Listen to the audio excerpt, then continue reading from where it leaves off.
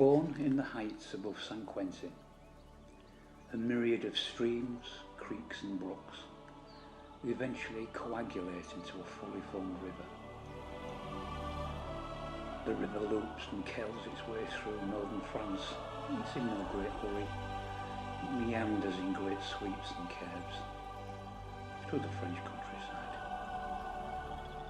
Not looked on as being as mighty as the rivers Seine or the Loire, this quintessential French river makes its 152-mile journey through the towns of Ham, Peronne, Corbie, Amiens, Abbeville, before eventually tumbling into the English Channel at St. Valery.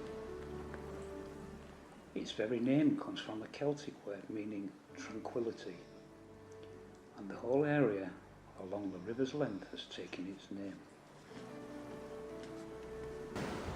It was from the mouth of this river that William the Conqueror assembled his fleet for the invasion of England in 1066. This relatively minor French river and its region are perhaps more famous, or should that be infamous, across the Channel in Britain, for this is the River Somme. The horrors of 1916 and the Great War still cast a shadow today. But this is not the first time the River Somme has caused British, or in this case English, great anguish. Allow me to transport you back to the year 1346.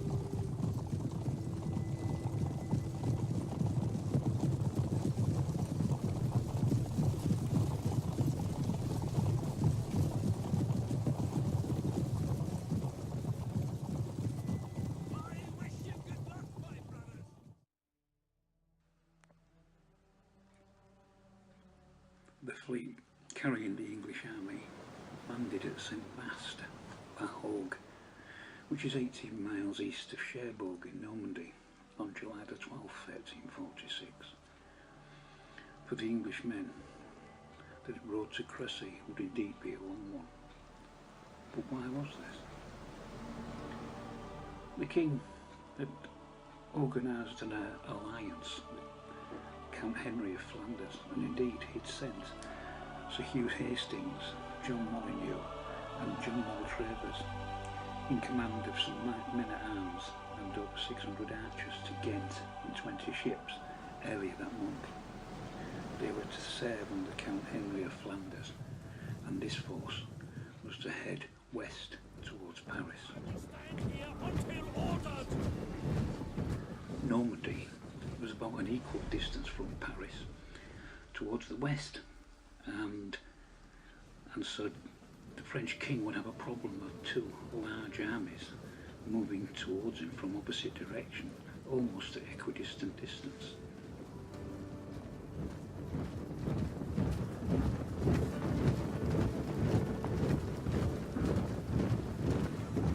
The first thing the king did on landing at St. Vaast was to knight his son, the Prince of Wales, and several of his companions. There were practical reasons for this, as the prince was to be the titular commander of the advance guard. He was now 16 years old, quite a usual age for a prince in medieval times to be given a military command. Besides the royal prince, other leaders of the army were the Earls of Warwick, who was the marshal, Northampton, who was the constable, and Sir Richard Talbot. But most of the baronage of England, who were of military age and not employed in other theatres of the war, were also with the army. Throughout the advance across Lower Normandy, there was widespread pillaging and burning by the English army. It may be asked, what military advantage did Edward expect to gain? The answer that it was done against his orders, apparently. A certain amount of pillaging was condoned by him. It came under the category of living off the land, and was the usual procedure for an invading army at that time, and indeed for centuries later. But the king disapproved of deliberate damage and burnings.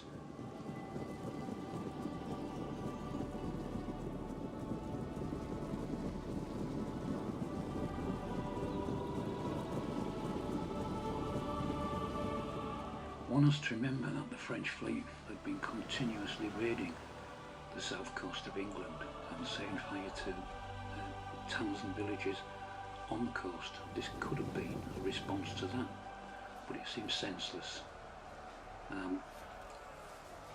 But a large part of that, the English army now traversing in the lower Normandy, was from the south coast, so it could have been revenge.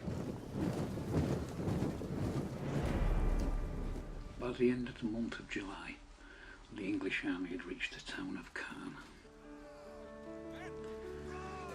The king sent a message to say that the lives of the townspeople and their property would be respected if they would submit peaceably.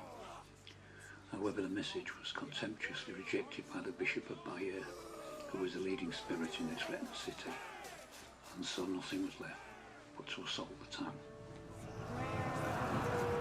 The town soon fell to the English attack. Prisoners were, of course, those who were fortunate enough to be able to offer a ransom. The remainder met with no quarter. By the custom of the time, the defenders of the town, which had duly been summoned and refused to surrender, had no right to quarter once the town had been stormed. Looting was also widespread, again a custom of the time, especially in the case of the town from which the bulk of the inhabitants had fled. The number of Frenchmen who perished that day is put at around the region of 2,500. Though French King Philip had of course been aware that an invasion was to be expected, he had no inkling of where it would take place. Prudently, therefore, he had kept the main army centrally situated at Paris. News of the invasion reached him at his chateau of Bescopoy. He repaired instantly to the capital, arriving on July 19th. 3 days later, he went to Saint-Denis to obtain the sacred oriflamme with which to lead his army against the invader. The next move was obvious: to Rouen, the capital of Normandy, and thither he marched at a rapid pace. The French army arrived at Rouen on August 2nd, the very day on which the English army reached Lisieux. The two armies were now just 40 miles apart, and the French held a commanding strategic position in possession of the main crossings of the River Seine, here about 300 yards wide. To date, it's difficult to criticise Philip's strategy. He correctly gauged the route taken by Edward and had acted accordingly. The Flemish army. On August 2nd, as Edward was marching into Lisieux, the Anglo-Flemish army set out, probably from Ypres, to cooperate with the English army that was advancing to meet him. Edward's plan of campaign was, it will be remembered, to unite these two forces before committing his army to a close engagement with the probably superior French army. But Ypres was 190 miles away from Lisieux, and there were at least two formidable rivers in the way, the Seine and the Somme. The shortest line of approach for the Flemish would take them via Arras and Amiens, where if both armies advanced at the same pace, they should join forces. The combined Allied army could then turn, and with some assurance of success, match the French army. Such was the plan, and despite its ambitious nature, it was to be commended.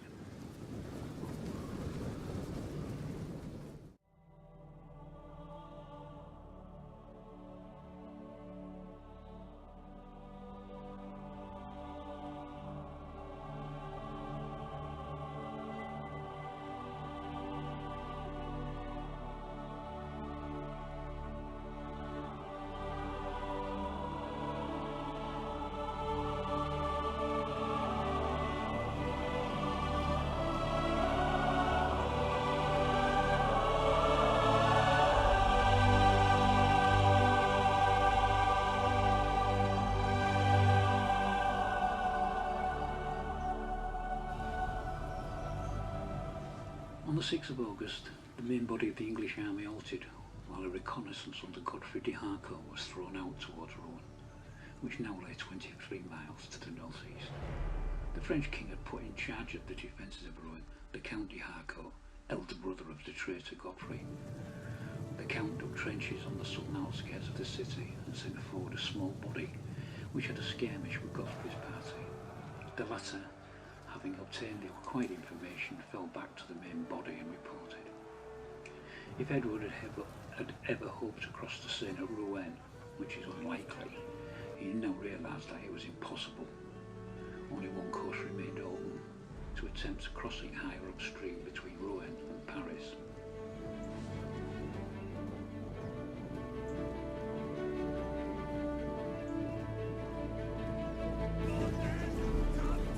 On August the 9th, the English army made a long 80-mile march to the suburbs of Vernon, skirting Louviers, which they sacked, and past Guillaume, the castle of which they took, and all along the river, looking vainly for a crossing place. All bridges had either been broken down or adequately defended. Moreover, the French army, which had ample warning of the movement of its opponents, and who were clearly visible from the line of lime cliffs on the north bank of the river, was marching abreast of them. For several miles the English army followed the road by which King John's troops had gone to the relief of Chateau Gaillard 150 years before, but no attempt seems to have been made to cross Les Andelys. Vernon was too strongly held to justify an attempt to storm. Both time and English lives were too valuable. The army accordingly bivouacked outside the town. Edward was becoming frustrated by being unable to cross the river and find an unguarded bridge or an undamaged one. He was also becoming irksome with the French constantly in view and watching his every move. That night he spent at Fresnes, which was well inside the moistened bend of the river. It looked as if they were heading for that town. But the next day, August the 11th, they quit the bend and marched 13 miles via Mantes to Ypres. The army was now inside another bend of the Seine, and Warwick and Northampton took a strong force to attempt the crossing at Moulins. Unsuccessful here also, the army continued on its way to Équevilly, a march of only 5.5 miles, which was probably due to the Moulins operation. On August the 13th, the army arrived at the town of Poissy, where the bridge, though broken, was only weakly guarded. King Philip, with his main army, had gone right past to Paris, aware that the English were rapidly closing in on the capital, and he didn't want to leave it undefended. Had Edward's bluff succeeded, the English king was quick to take advantage of this situation, and strong parties crossed the river on boats and drove off the guard on the bridge. Then the carpenters and pioneers started repair work on the bridge, working desperately day and night, for they realised their lives depended on it. The inactivity of the French is hard to understand. On the 14th, a considerable force did come up to the bridge, and for a time there was a fierce contest. They were driven back by Northampton and his men, who crossed by a single beam 60 feet long and a foot wide, spanning 2 piers. It's reported that they killed 500 of the enemy before driving them off. It took nearly 3 days to repair the bridge, and meanwhile 2 things happened. The English king sent Prince Edward to demonstrate opposite the southwestern suburbs of Paris, burning nearby villages including St. Cloud, in full view of Paris and its occupants. In order to complete the deception, this had the desired effect of keeping the French king in a painful state of indecision. He kept shifting about from one side of his capital to the other, Saint-Germain-des-Prés to the west, Saint-Denis to the north, and Antony to the south, being all in turn occupied, anywhere except the right place, which was Poissy. The second event was that during this period Philip sent a letter to the English king, suggesting a set battle between the two armies on some mutually agreeable ground. Edward, remembering that had happened after a similar challenge in Flanders, may well doubt it. It seems he had taken the measure of his opponent and to have treated the suggestion with contempt. For the moment, however, he gave no formal answer, but went on bridge building.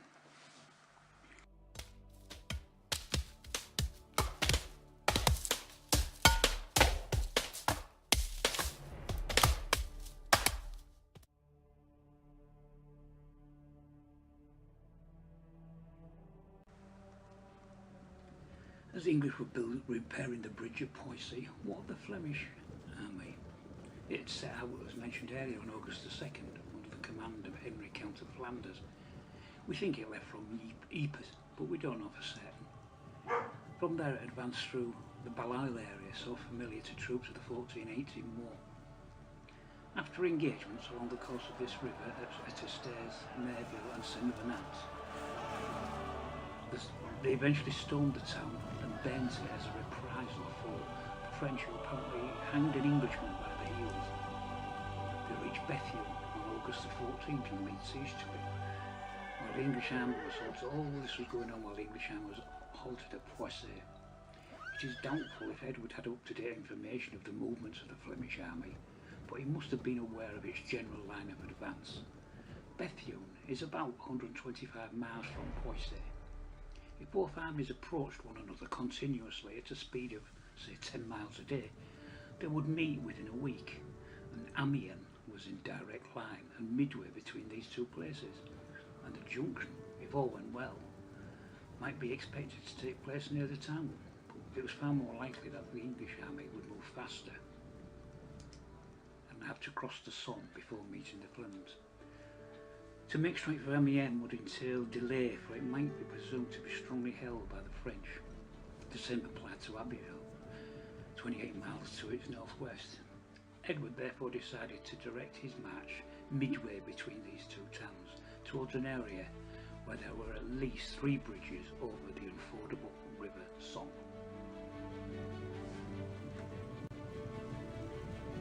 On August the 16th, the English army crossed the now repaired bridge. Prince Edward's division, having presumably been called back from its duties the previous evening in the suburbs of Paris. The army marched due north, fast and straight.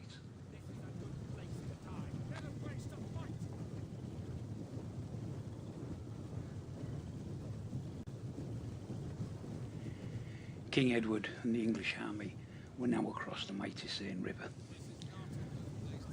The French king seemed to have been paralysed in Paris, not knowing what to do, and although the crossing took 3 days just on the outskirts of Paris, he never made any moves whatsoever. So now the English were away and clear. And remembering the letter that the French king had sent to Edward about a battle, well, Edward didn't answer that challenge until the end of the first day's march, and at that time he was at Crecy, which is 16 miles north of Crecy, and it's the same distance from Saint-Denis, where the French king was. Edward's letter was apparently very sarcastic and not very polite. The Grand Chroniques, the French official records of the time, classed the king's conduct as being very deceitful. And of course it was deceitful. He was trying to fool the enemy, he was trying to gain as much time as he could. And in fact, due to the deceit, he managed to gain 2 days advantage. The English army was moving with exceptional pace, some 15 miles per day. Eventually, Edward slowed the rate of march on the 21st of August to some 6 miles. As he calculated, he was well ahead of his enemy, and no doubt he heaved a sigh of relief on arriving safely at Armies on the August the 21st. Here, he was ideally placed for his purpose, which was to find and utilise a crossing place over the Somme, for Armies is midway between Amiens and Abbeville, 5 miles north of the river, where roads branch off to Piquin, Montpré, Long and Pont-Remy, all of which had bridges over the river. The precision of his march direct to this point from Crecy, 67 miles distant, is quite remarkable. King Edward must have been well pleased with the situation in which he found himself.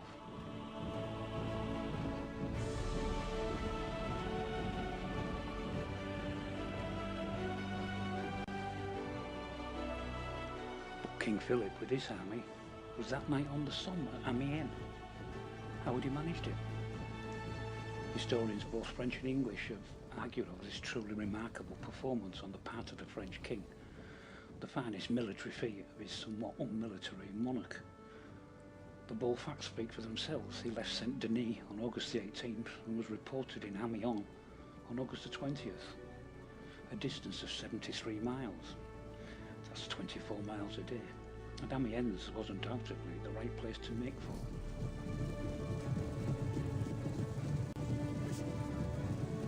If we plotted on the map the respective journeys of the two armies in this race, we shall find that when the French were at Clermont, the English were 4 miles north of Beauvais, 18 miles to the northwest. When the French reached Nantes, the English were at camps, only 10 miles west-northwest. The two armies were now each distant 8 miles from the Somme, but the next day the French entered Amiens, across the river, while the English army stopped 5 miles short of it at Amiens. Clearly, the moral victory went to the French. Could they exploit it?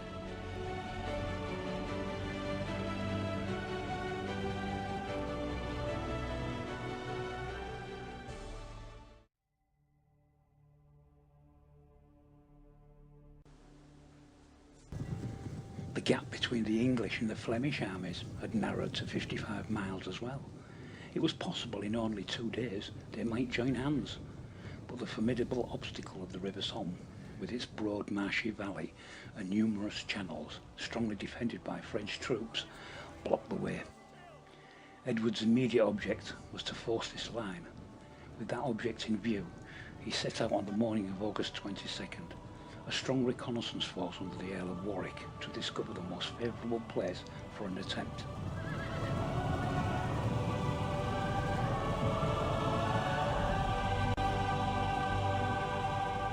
Warwick's party made straight for the river at Longbows. The bridge was there, but strongly guarded. He turned left and found the same thing at the neighbouring bridge of Long. He pushed on another 4 miles to Point Remy, where a considerable engagement took place between his party and a detachment of the King of Bohemia. Warwick was obliged to return and report that no impression could be made on any of the crossing places. A similar report came from the crossing at Piquigny, midway between Longbows and Amiens. The situation of the English army had suddenly become critical.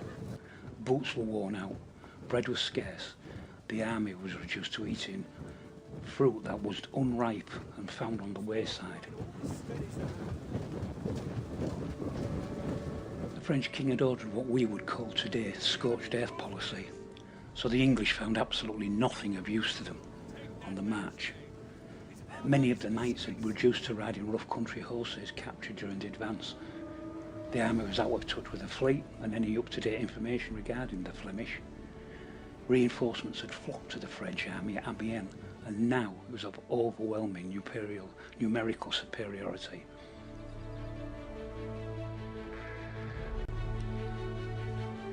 That night, Edward, after careful thought, came to the conclusion that to force a crossing between Amiens and Abbeville was now out of the question. This was reasonable enough, but the action he decided on taking was surprising. Next morning, on August 23rd, he marched his whole army 8 miles due west away from the river and carried by storm the town of Oismont. The rearguard was about to move off from the old billets at Amiens at 10 a.m. when news came of the approach of the French army from Amiens. Philip had recrossed the river. Quartermasters bustled about their business, but there was no time to pack up and remove everything, and when the French arrived in the town 2 hours later, they saw evident signs of a hasty departure.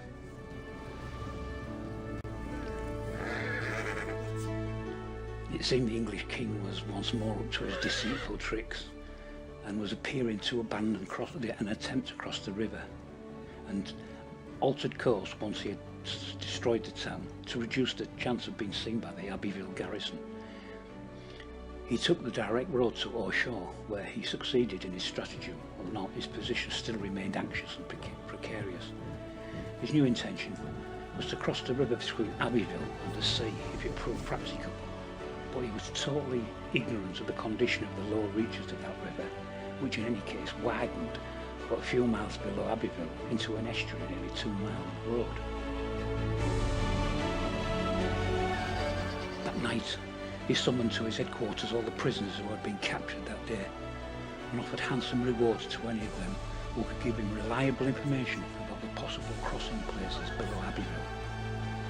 Tempted by this bribe, one Robin Nagash, whose name is still spoken of in dire terms in the French nation, said he knew of a practical ford at Blanchetaque, the White Spot, where at low tide a man could cross with the water only knee-high.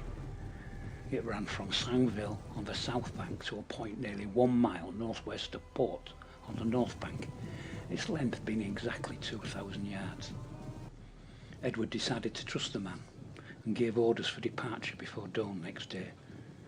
Meanwhile, Philip had halted his main body for the night at Iraines, sending a division to Abbeville.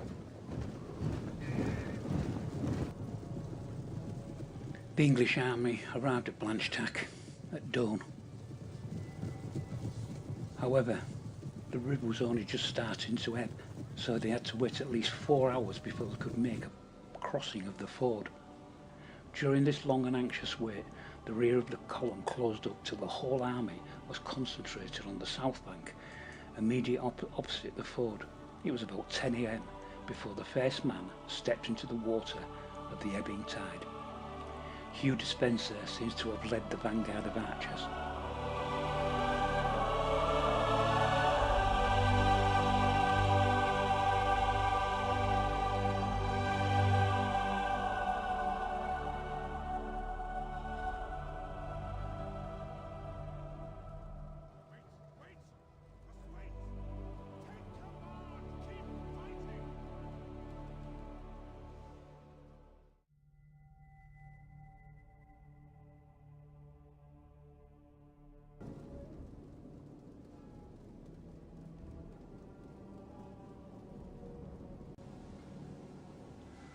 The progress of the English archers across the ford was uneventful and uncontested until they reached a point about 500 yards from the opposite bank.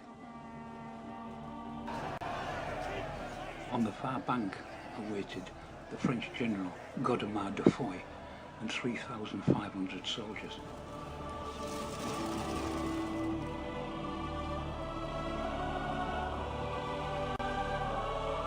De Foy placed his men in 3 lines, Genoese archers to the front, and his best troops, 500 men-at-arms, were in the centre.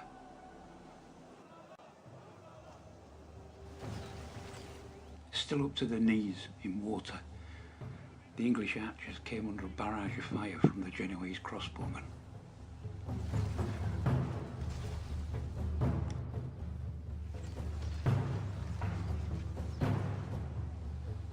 Initially they were unable to respond and had to doggedly march on through the waters, but eventually, at the part of the ford opposite the far bank, they were able to form up into a line, or as big a line as was possible on the narrow ford.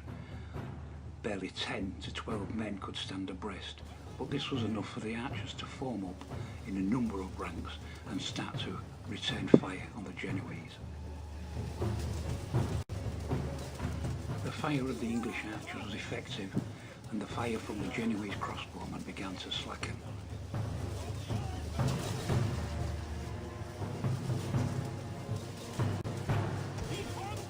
By 8 AM, the fire from the Genoese had lessened sufficiently to allow Reginald de Cobham, the first Baron, William de Bohun, the first Earl of Northampton, both highly experienced officers, to advance with some men-at-arms across the ford.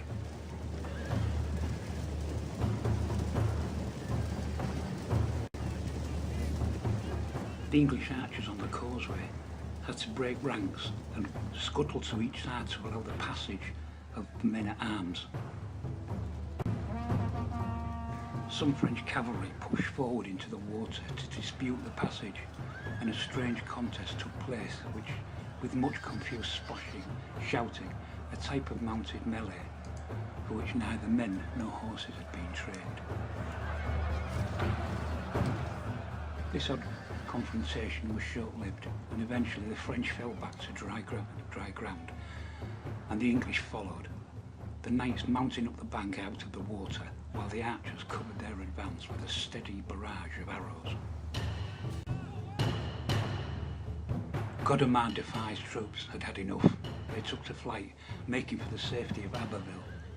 Northampton and Reginald Cobham, bringing forward the main body of the leading division, took up the pursuit, following closely and giving the fugitives a rough handling, till the latter gained the refuge of Abbeville.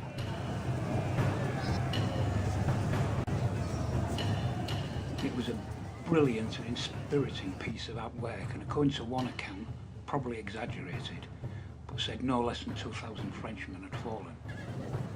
So precipitate was their flight that Godemar Defi was later accused of treachery, though without any real foundation. While Northampton was chasing the French towards Abbeville, Hugh Despenser swung to the left, charging through the town of Noyelles, 2.5 miles down the estuary, and on as far as Crecy, another 5 miles. Here he quickly seized the town, and with it a large number of ships which he burnt, and returned in triumph to the main army.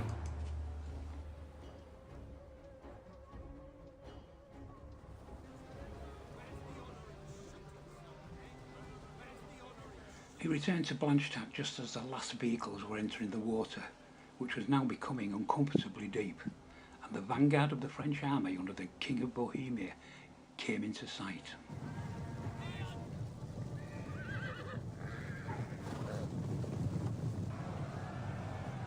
There was a sharp engagement, and a few wagons and men fell into French hands, but the bulk of the wagons with their precious load of arrows had escaped.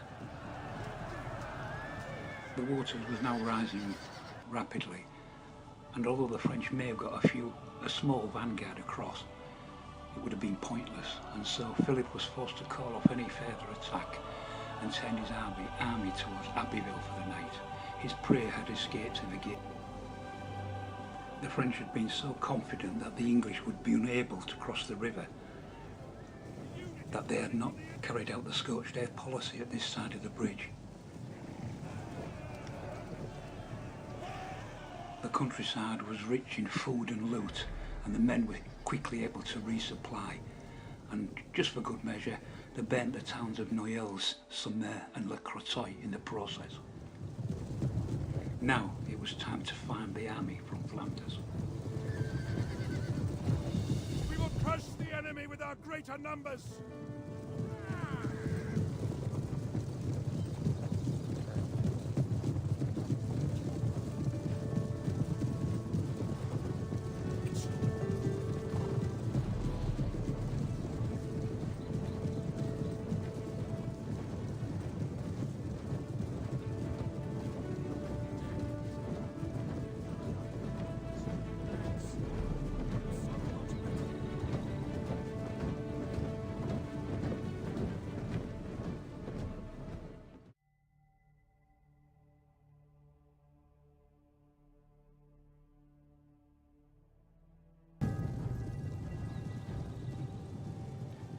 It was August the 24th.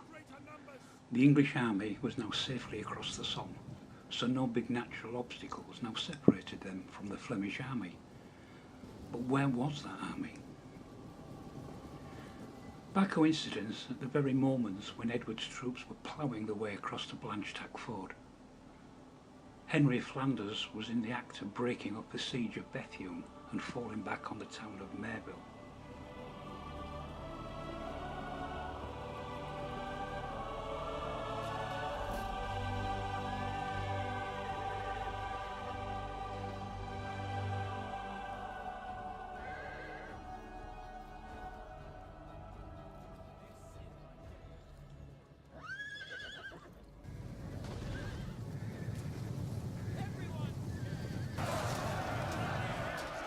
This achievement so disheartened the Flemish army, who cannot have been aware of the rapid advance of the English army towards them, that on August the 24th they broke camp and retreated to the line of the Lys.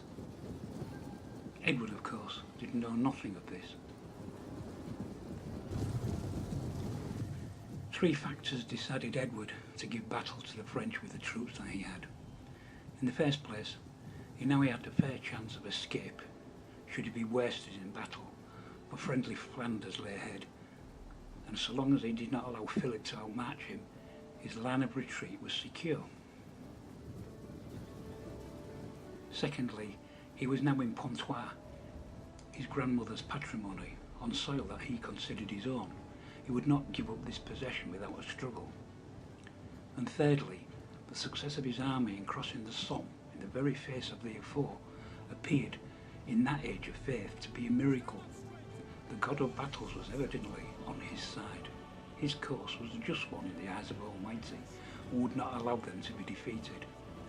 The morale of the troops rose with a bound.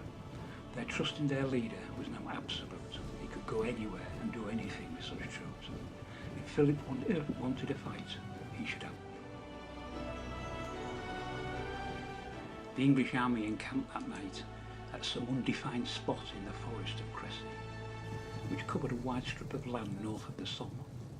The French army had had a long march that day, and it had bivouacked near the ford at Blanchetaque, chagrined and disheartened. The next day, August the 25th, it doubled back to Abbeville, where it spent that night.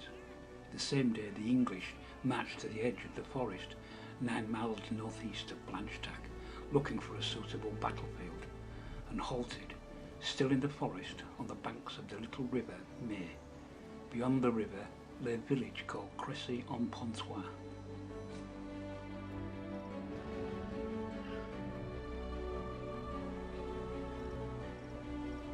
When the English king decided on August the 26th, 1346, to take up a defensive position on the Crecy Ridge, we believe he had somewhere in the region of 15,000 men in his command.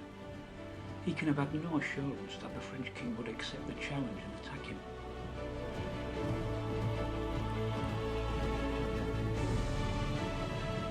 August the 25th was spent by Edward in reconnaissance, while his army remained hidden in the forest of Crecy, enjoying a well-earned rest, for they had covered 335 miles in 32 marching days. That is just over 10 miles per day.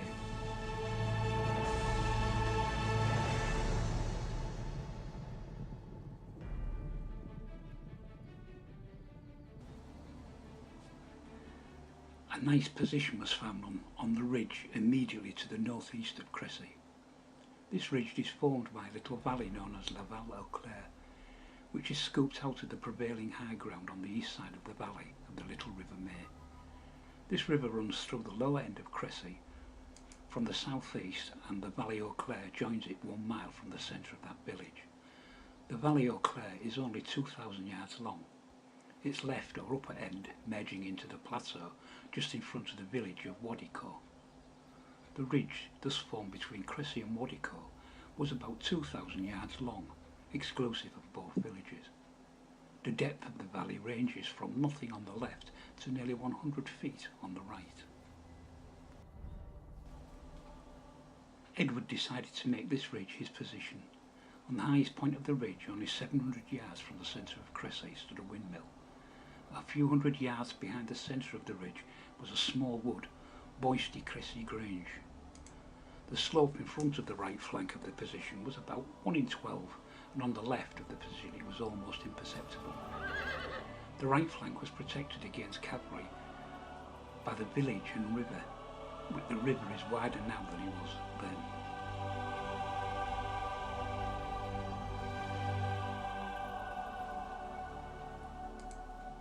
A front of 2,000 yards seems distinctly extensive for an army of such a size, but it's probable that there were slight gaps between the two flanks and the two villages, thus reducing the frontage to about 1,700 yards. Even this may appear rather wide for a medieval army, but there is a feature of the terrain that tends to remove this objection. There are on the forward slope 3 terraces, or redelions as the inhabitants call them, 350 yards in length, and forming in all probability ancient cultivation strips.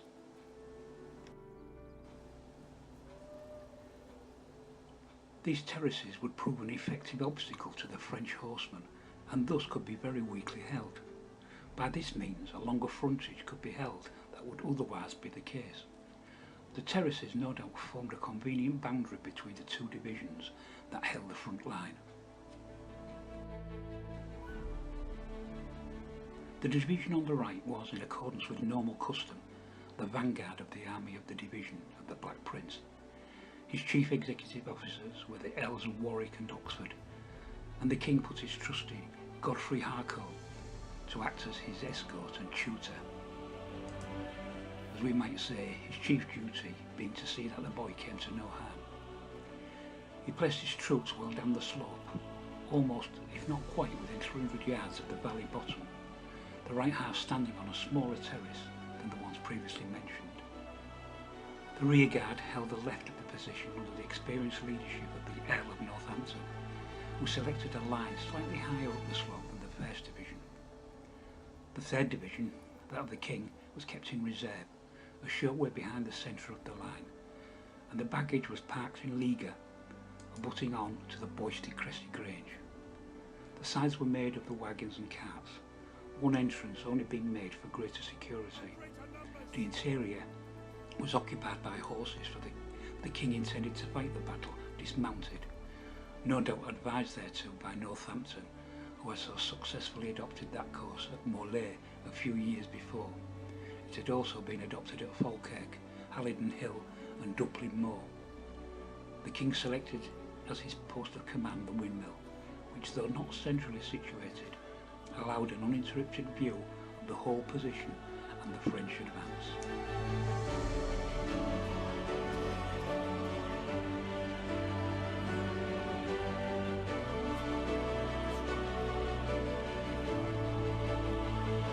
Satisfied with the position of his army, Edward now chose to wait for the advancing French.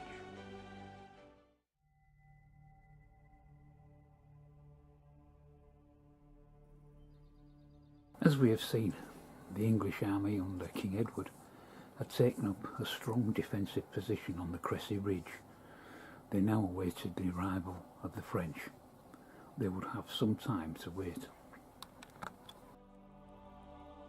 Depending on which account you read, the French march to Crecy was either a disorganised scramble or a well-executed plan that had to be altered mid-march.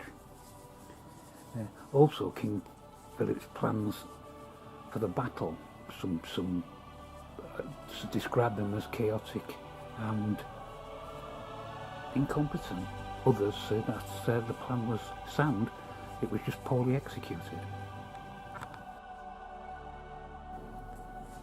One thing we know for certain is that he did not enjoy the same control over his troops as Edward III did. Having returned to Abbeville from Blanchetaque on the 24th, Philip remained throughout the 25th, probably because several contingents were still on their way to join him. Among them, James I, the exiled King of Majorca, had already arrived, as had John of Luxembourg's son Charles, who had been proclaimed King of the Romans in July 1346. Also arriving was Edward III's brother-in-law, Count John of Hainaut, and several minor German princelings, the Count of Savoy, his brother Louis arriving on the 25th. Philip also knew the siege of Bethlehem had been abandoned and that the English could not immediately join their Flemish allies. The French line of march is another of Crecy's unanswered questions. Certainly Philip's force was now so large that it was divided between Abbeville and Saint-Riquier. He knew that the pursuit must continue next day, and his army set out at dawn, leaving their cannon behind as they had to move fast. Smoke was rising in the direction of Noyelles, and the vanguard of the French headed in that direction. But scouts would soon have reported that the English were no longer there.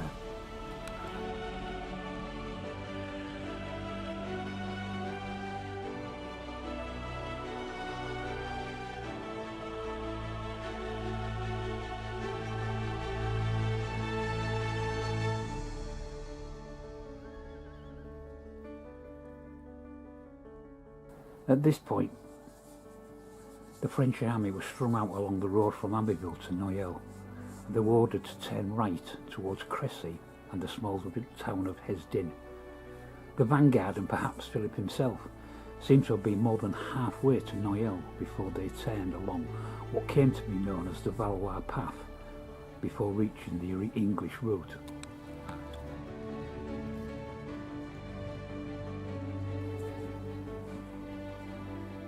Philip now placed his infantry ahead of the cavalry as a precaution against ambush as they marched between the forests of Crecy and Cantartre, presumably separating the Genoese crossbowmen from their pavise shields in the baggage train. Around this point, a reconnaissance party was also sent ahead under Miles de Noyers, the Royal Standard Bearer, Jean de Beaumont and Henry Lemoyne of Bar.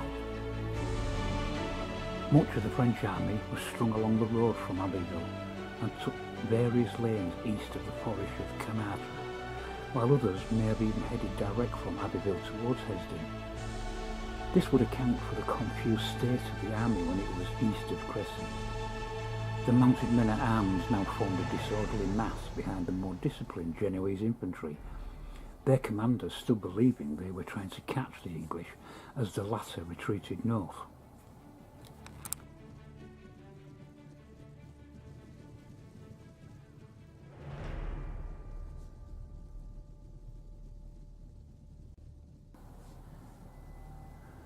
The head of the French army was probably passing Fontaine when in mid-afternoon the reconnaissance party told Philip that his enemy held a strongly defended position to the left of his line of march, perhaps within sight of the front of the French army. There seems to have been some delay before Philip ordered a halt.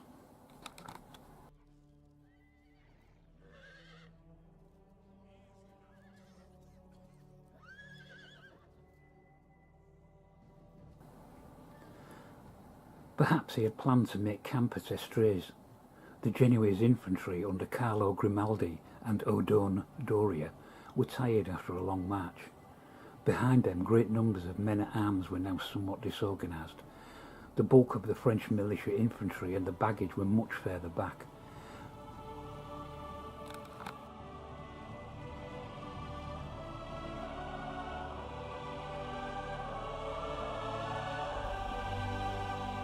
While his marshals rode up and down trying to stop men-at-arms jostling forward in their eagerness to punish an enemy which had wrought such devastation, Philip held council with his senior commanders.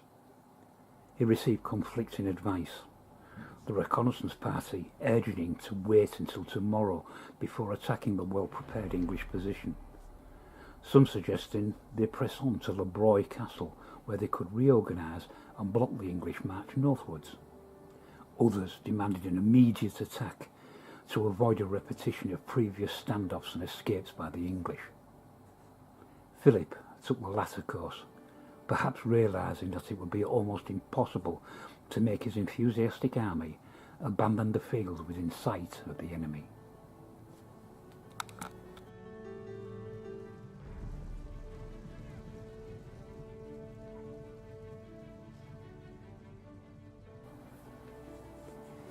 Once Philip had made the decision to attack, the disarray seemed to get worse as units crossed each other's paths, pushing those ahead still further forward. As the chronicler Froissart said, this disorder was entirely caused by pride, every man wishing to surpass his neighbour, in spite of the marshal's words. Few of their commanders had experience of full-scale battle, but the men were confident. French knighthood had the highest reputation in Christendom, and there were many hardened veterans in their ranks, particularly among the Genoese.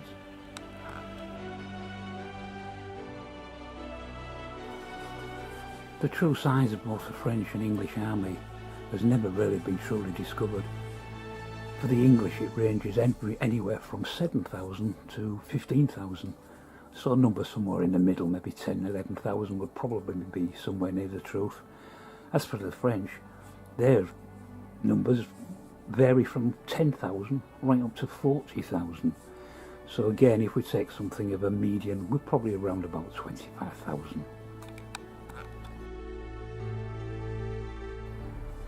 As the French approached the English, it was now 5 p.m. It was an hour after Vespers, but Philip seems to have expected a short battle, so starting late in the afternoon would not be a problem. The French array is perhaps Crecy's biggest mystery, with sources mentioning from 9 units or lines of men, apart from the well-organised Genoese. Philip's army may actually have consisted simply of 2, 3 or even 4 very unwieldy cavalry divisions, perhaps with infantry on their flanks, or still arriving from the rear. Men-at-arms under the Duke of Alencon and John of Luxembourg formed the first line, probably with Alencon on the right and John of Luxembourg in support of the Genoese. Philip's own contingent, plus those of the King of Majorca and other senior noblemen, including John of Luxembourg's son Charles, may have formed a reserve.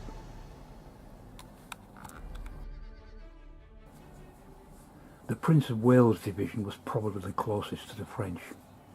The sacred French oriflamme was now unfurled, indicating that no invader should be taken prisoner, and around 5 p.m. King Philip ordered the Genoese forward.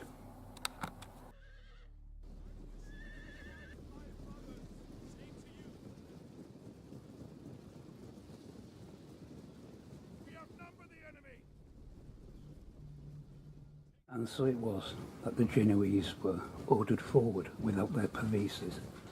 These are the large shields that are strapped on the crossbowman's back.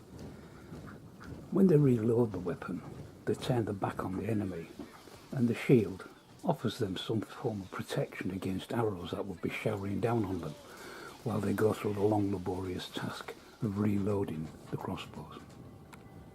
Though it was common for infantry to form the front line in Italian warfare, the Genoese were used to serving in highly structured armies in which they were closely supported by equally professional cavalry.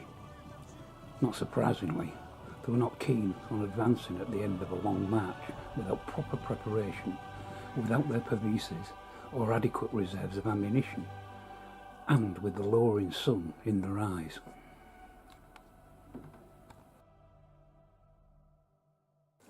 Their officers' complaints to the Duke of Alencon were ignored, but were subsequently taken as evidence of the Genoese supposed treachery. Nevertheless, they formed up under the command of Othon Doria, with the Prince of Wales division as their target. Not exactly clear how many Genoese crossbowmen there were, a mixture of crossbowmen and spearmen, but anything from 2,000 to 6,000 is given, so if we settle for somewhere in the region of 3,500 to 4,000, we're probably somewhere close to the mark. But they were greatly outnumbered by the opposing longbowmen, perhaps even just by those of the Prince of Wales division. To the sound of trumpets and drums, the Genoese crossbowmen and spearmen moved forward in 3 stages, each pause being signalled by a shout that enabled the foot soldiers to adjust their ranks. Legends recalls 2 great crows flew over the battlefield as they advanced, but more significant was a sudden rainstorm, the first in 6 weeks. This made the ground slippery, and to this day the bottom of the Vallée de Clare remains very muddy days after rain, for some 250 metres from its junction with the River Mere. The rain also soaked the strings of the Genoese crossbows, making them lose considerable power. Jean de Venette stated that the English longbowmen simply took the strings from their bows and kept them dry beneath the helmets. However, this simply could not be done with a crossbow, and only the stretching of the Genoese crossbow strings can account for the ease with which the English longbowmen outranged their opponents. It also enabled the English to take advantage of their weapons' own real superiority, the rapidity with which they could shoot and their ability to rain heavy arrows from a high trajectory. In terms of accuracy, range and penetrating power, the advantage should otherwise have been with the Genoese. Without their pervices, outshot and outranged by their opponents, the Genoese wavered and then streamed back. The idea that King Philip ordered his men-at-arms to ride down the broken Genoese is almost inconceivable, since it would have ruined the cohesion of a cavalry charge. More likely, the Duke d'Alencon had an opportunity to hit the English, perhaps in the belief that they would be unready after having just confronted the Genoese. Equally clearly, his men-at-arms took no care to avoid the scattered infantry and caused additional casualties as they rode through. Whether or not the French and Genoese really came to blows remains unknown. Philip now only had cavalry readily available. They, however, had to charge uphill, across the now muddy fields, through the broken remnants of their own infantry, against an enemy flushed with victory and protected with virtually invisible potholes to trip the French horses. Not surprisingly, the Count of Alencon's first attack failed.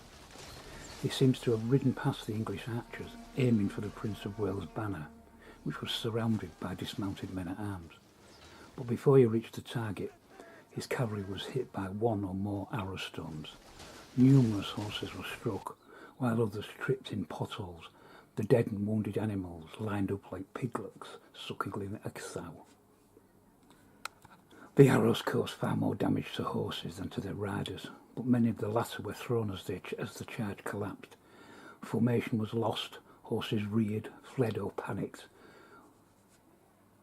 and lay down, refusing to move. As Jean Lebel described it, the arrows of the English were directed with such marvellous skill at the horsemen that their mounts refused to advance a step. Some leapt backwards, stung into madness, some reared hideously, some turned their rear quarters towards the enemy. Others merely let themselves fall to the ground, and their riders could do nothing about it. The English men-at-arms then advanced and attacked the confused Frenchmen. Some sources maintain that the French reached the English position and that the Count of Alencon himself touched the Prince of Wales' banner before being cut down. But this is almost certainly a heroic myth. John of Luxembourg's men-at-arms were the next into the fray, perhaps moving forward as their commander realised that Alencon was in trouble. Certainly he was aware of the situation and asked the whereabouts of his son, Charles, King of the Romans. Some of John's advisers reportedly urged him to flee, but instead, the near-blind old warrior ordered his companions to tie their horses' bridles to his, and to lead him against the Prince of Wales. According to Froissart, the old man said, "I specially request you to place me so far forward that I am able to strike a sword blow." Whatever the truth, John of Luxembourg's men-at-arms now attacked with their war cry of Prague, and did so with greater success according to Froissart. Certain lords and knights and esquires on the French side, in addition to certain Germans and Savoyards, did break through the archers in the Prince of Wales division and came up against his men-at-arms, whom they attacked with swords, man to man, with great valour. For all the flower of English chivalry was there around the prince, and in the resulting melee, John of Luxembourg and his companions were dragged from their horses and killed. That morning King Philip had given a black charger to John of Hainaut, who in turn gave it to his standard-bearer, Sir John de Fuselles. On this great horse, Fuselles barged right through the English lines and came out the other side, but the animal was struck by an arrow and fell into a ditch, trapping its rider. During John of Luxembourg's charge, Prince Edward was forced to his knees before being rescued by his standard-bearer, Sir Richard Fitzsimon. The latter is said to have put down the banner to defend his prince, but that would have been contrary to a standard-bearer's duties and may have been a legend to explain why the banner briefly fell. Flemish sources maintain that the Count of Hainaut pulled the banner from Fitzsimon's hands until he and Sir Thomas Daniel raised it again. Meanwhile, the Earl of Northampton received a message from Godfrey de Harcourt and sent his nearest unit, commanded by the Earl of Arundel, to help the prince. The messenger may have been the same Sir Thomas Norwich, who also asked help from the king, who, according to Froissart, asked, "Sir Thomas, is my son dead, fallen, or so wounded that he cannot help himself?" This was not the case. Sir Edward III famously replied, I order that the lad be allowed to earn his spares, for it is my wish, if the day be his, and the glory of it belong to him and those in whose charge I have entrusted him. Most likely Edward, from his position on top of the ridge, saw Arundel's counter-attack and realised the imminent danger to his son was now over. Alencon and Luxembourg were both now dead, but the French made as many as 13 further cavalry charges, each leaving their dead and wounded in front of the English position. Most were against the Prince of Wales division, though the Earl of Northampton was also attacked. In the centre, Edward III merely seems to have sent reinforcements where needed, including the Bishop of Durham and 20 knights to help his son. The French attacks became spasmodic and disjointed until, as dusk fell, Edward III ordered the English to advance. The horses were brought, and after forming into convoy formations, the English men-at-arms charged. Most of what remained of the French army fled, although Philip's own followers stood firm with 50 to 70 lances or cavalry units and the Orleans militia. Philip twice had horses killed beneath him, and he may have been struck in the jaw by an arrow. His standard bearer was killed, the royal banner and the oriflamme both being captured. Fighting continued until dark, as the English, Welsh and Cornish infantry moved forward to kill the wounded and stunned that lay around the Vallée de la Clerc. Belated efforts were made to capture some of the enemy alive.